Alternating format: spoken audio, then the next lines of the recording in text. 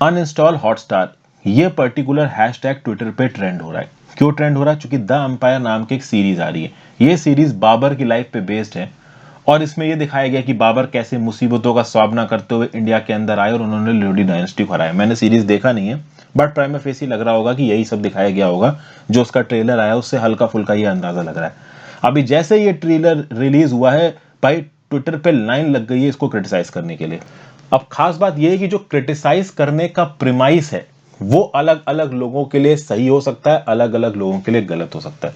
जैसे कि एक ट्वीट यहां पे आपको नजर आ रही है जो ये बोल रहा है कि वो इन्वेडर्स जिन्होंने इंडिया को लूटा, डिस्ट्रॉय किया, हिंदूज को मारा, उनको जबरदस्ती कन्वर्ट करवाया, उनको यहां पे सीरियल में ग्लोरीफाई किया जा रहा है। इस प्रकार की बहुत सी ट्वीट्स आपको यहां पे देखने को मिलेंगी जो साफ साफ कह रही हैं कि अनइंस्टॉल हॉटस्टार।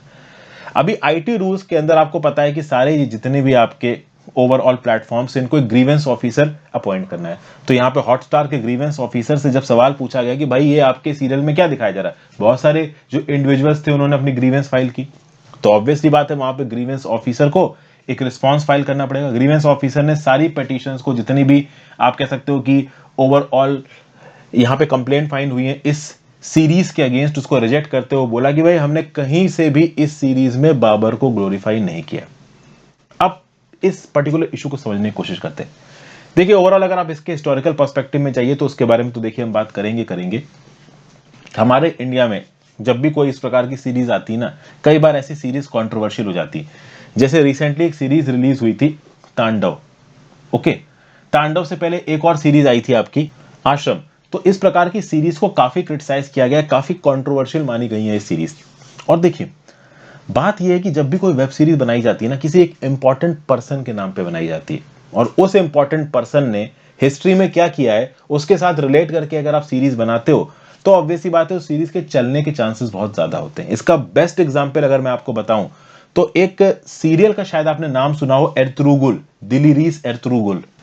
अब ये जो दिलीरीस एर्तुगरुल है, इसका जो मेन हीरो है ना, जिसका नाम एर्तुगरुल है, इसको अर्तुगरुल गाजी इसका नाम है। सुलेमान शाह नाम के एक काई ट्राइब के लीडर का ये बेटा है और इसका बेटा होगा उस्मान वन। ये एक टर्किश टीवी शो है और इस टर्किश टीवी शो में ये दिखाया गया है कि ये जो दिलीरीस अर्तुगरुल गाजी था, इसने एक ऐसे चेन ऑफ इवेंट्स को शुरू किया जिसके चलते आगे आने वाले समय में ओटोमन अंपायर की स्थापना होगी। और ये ओटोमन अंपायर जो इनफाइडल्स थे आपके, जो कि आपके ये क्रिश्चियंस थे, क्रूसेडर्स जिनको बोलते हैं, जो ओवरऑल ट्रेडिशनल ओटोमन के इलाकों में घुस के राज कर रहे थे, इनको हराया। तो ये जो बाइजेंटीन अंपायर था, बाइजेंटीन अंपायर को ओटोमन अंपायर ने हराया है, ये मैंने आपको हिस्ट्री में पढ़ाया था। और ओटोमन अंपायर के कंसोलिडेशन का जो काम था वो अर्तुगरुल गाजी ने शुरू किया था। उसके बाद उसका बेटा उस्मान वन, और ओवरऑल एक चेन ऑफ इवेंट ऐसी शुरू हुई जहां पे ओवरऑल जो मुस्लिम साम्राज्य था वो उस पूरे के पूरे ओटोमन के इलाके में फैल गया और इन्होंने क्रिश्चियंस को हरा दिया। उस पर्टिकुलर टाइम पीरियड में 12वीं 13वीं 14वीं शताब्दी में आप कह सकते हो कि क्रिश्चियंस वर्सेस मुस्लिम्स की एक लड़ाई सी चल रही थी। टर्क्स वर्सेस ये जो क्रूसेडर्स थे, क्रूसेडर्स मतलब वो क्रिश्चियन फाइटर जिनको खुद पोप ने भेजा था मुस्लिम वर्ल्ड के साथ लड़ने के लिए। तो इन क्रूसेडर्स के अगेंस्ट एर्तुगरुल ने एक चेन ऑफ इवेंट शुरू किए जिससे कि ओवरऑल मुस्लिम वर्ल्ड का कंसोलिडेशन हुआ और ओटोमन एम्पायर की स्थापना हुई। तो अब ये पर्टिकुलर सीरियल क्या कर रहा है, अगर आप देखो तो ओवरऑल इमोशंस को जगा रहा है, ठीक है ना। हिस्ट्री के साथ रिलेट करके अगर आप देखिए तो इमोशंस को जगा के कैसे क्रिश्चियन वर्ल्ड के रूल को मुस्लिम वर्ल्ड ने हराया, इसको दिखा के ओवरऑल आप देखो कि आप समझ सकते हो कि इस प्रकार का जो सीरियल है वो मुस्लिम मासेस के अंदर काफी फेमस होगा। आप सोचिए, आश्चर्य की बात है, दिलीरीस अर्तुगरुल एक टर्किश शो है और इसको सबसे ज्यादा देखा गया है पाकिस्तान में।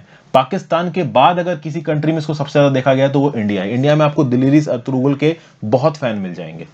तो ये सब मैं आपको क्यों बता रहा हूं, ये मैं आपको इसलिए बता रहा हूं क्योंकि देखिए ये जो सीरियल बनाने वाले जो आपके प्रोड्यूसर्स होते हैं, इनका हमेशा से एक टारगेट होता है कि भाई एक ऐसी चीज के ऊपर सीरियल बनाया जाए जिसपे भाई हम लोगों के मास अपील को लेके आ पाए, ओवरऑल अपनी सीरियल की जो ओवरऑल टीआरपी है उसको बढ़ा पाए। अब बात करते हैं मुगल्स की। ओवरऑल एक सवाल यहां पे ये भी उठता है कि जो मुगल इन्वेडर्स आए, जो बाबर आए, ये कितने सेक्युलर थे और कितने आप कह सकते हो कि धार्मिक कट्टरता थी उसमें। देखिए उस समय पे धार्मिक कट्टरता तो थी, इसमें कोई डाउट नहीं है। ओवरऑल अगर आप देखो तो मुगल एम्पायर में बहुत से ऐसे रूलर्स हैं जिनको क्लियर कट माना गया कि हाँ भाई इनमें धार्मिक कट्टरता बहुत ज्यादा है, और बहुत से ऐसे जिनमें नहीं है।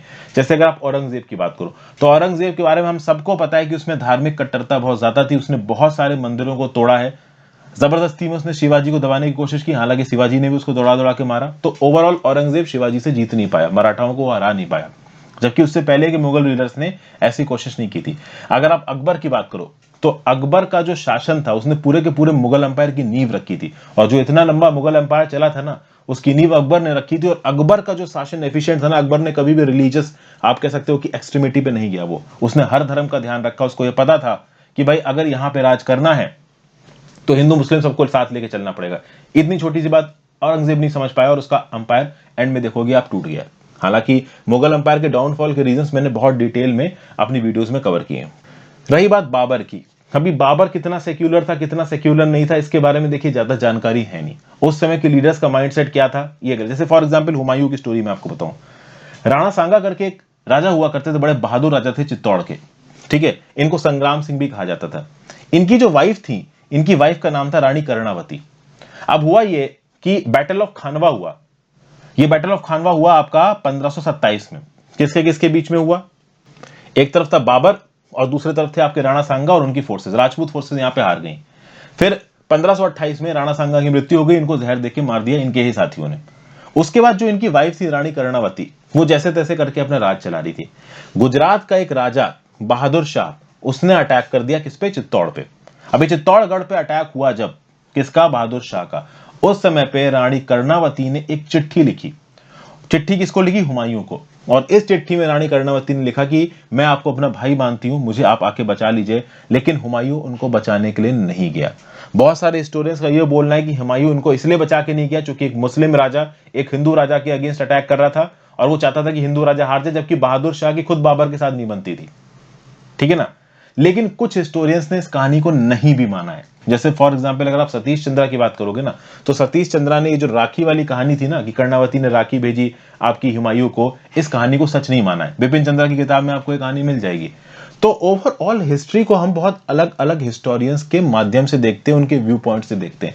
तो एग्जैक्टली कौन से समय पे कौन सा राजा कितना सेक्युलर था कितना सेक्युलर नहीं था हम नहीं कह सकते, ठीक है ना।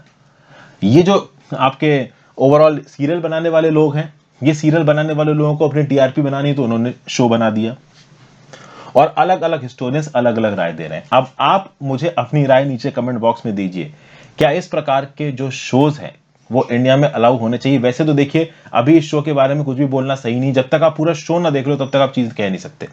आप कंट्रोवर्शियल शो की बात करिए, जब मैंने तांडव शो देखना शुरू किया मुझे तो इतना बकवास लगा वो, मुझे पहला ही एपिसोड उसका समझ में नहीं आया। मैंने कहा यार क्या फर्जीगिरी चल रही है, प्राइम मिनिस्टर जैसी पोस्ट के साथ मजाक सा इन लोगों ने कर रखा है। तो मुझे तो अजीब सा ही लगा वो, पता नहीं, मैंने ये सीरियल तो देखा नहीं है, बट आपके व्यू पॉइंट में जरूर सुनना चाहूंगा।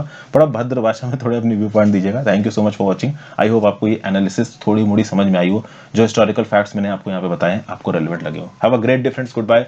आप अपने व्यू पॉइंट मुझे नीचे कमेंट बॉक्स में जरूर दीजिएगा और ज्यादा से ज्यादा लोगों के साथ इस वीडियो को शेयर करिएगा। मेरा काम अगर आपको पसंद आ रहा है तो आप चैनल के मेंबर बन के हेल्प भी कर सकते हैं, ज्वाइन बटन दबा के। इंस्टाग्राम पे चाहें तो फॉलो कर सकते हैं, हर चीज का लिंक नीचे डिस्क्रिप्शन बॉक्स में दे रखा है। Have a great day friends, good bye, take care.